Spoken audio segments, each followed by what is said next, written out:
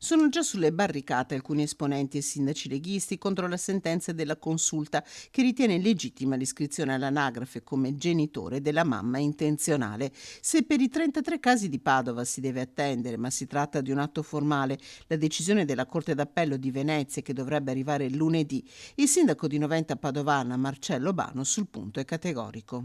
Abbiamo letto tutti la notizia della Corte Costituzionale che obbliga me, che sono ufficiale di stato civile, gli uffici e i vari funzionari a dichiarare il falso, e cioè a dire che due genitori dello stesso sesso sono genitori naturali di un figlio o di una figlia. Questo ci sta mettendo in grosse difficoltà. Favorevole il sindaco Bano alla cosiddetta stepchild adoption. Io sono assolutamente favorevole personalmente alle unioni civili, a tutti i tipi di famiglie, però non va bene dichiarare il falso, e io dovrei, come ufficiale di stato civile, dire che un bambino o una bambina sono nati da due genitori dello stesso sesso, e non posso farlo.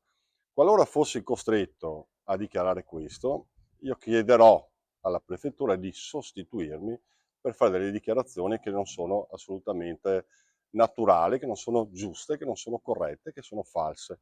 Come dire che il sole sorge a ovest e tramonta ad est. La consulta si è pronunciata, ma il tema va approfondito mettendo da parte ideologia e retorica, ne va del futuro della comunità umana. Gli fa eco il sottosegretario alla giustizia Andrea Ostellari.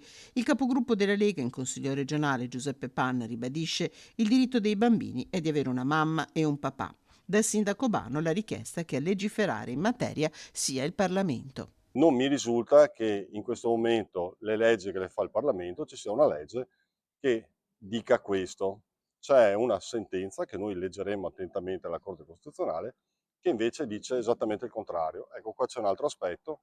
Non penso che la Corte Costituzionale si possa sostituire al Parlamento, e quindi io, finché non ho la legge emanata dal Parlamento, continuerò a rifiutare questa follia, questa ideologia che magari altri comuni, per fare delle politiche ideologiche, generano e creano come Padova.